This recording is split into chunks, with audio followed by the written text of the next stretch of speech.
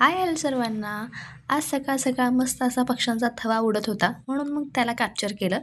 आणि शाळेत आल्यानंतर ना सध्या थंडी सुरू आहे, त्यामुळं सगळ्या मुलांना आहे ना खाली घेऊन बसवलेलं आहे अभ्यासाला. मस्त ऊन लागते, त्यामुळे मुलंसुद्धा फ्रेश होतात. आणि आमच्यासोबत आमची ही हिंदवीसुद्धा आहे आणि खूप छान स्माईल करत होती. जेव्हा कॅमेरा बघितला ना तेव्हा ती स्माईल करायला लागली. आता संध्याकाळी ना मी आज तळत होते बॉब्या. आता ह्या बॉब्या खायला कोणाकोणाला आवडतात बरं? आम्हाला तर खूप आवडतात. विकतच्या घेण्यापेक्षा घरी खाल्लेल्या कधीही चांगल्याच. त्यानंतर आम्ही आलो होतो बेकरीमध्ये. आता बेकरीमध्ये घ्यायचे होते पाव, पण हे केक पाहून ना मन काय माझं राहवत नाही.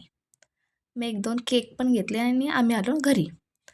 आणि आज मी ठरवलं, की आज आपल्याला करायचे घरीच बिस्किटे आणि मग मी ते केले आणि ते काही असे झाले माझ्याकडून. अर्धे बिस्किटं तर जळूनच गेले.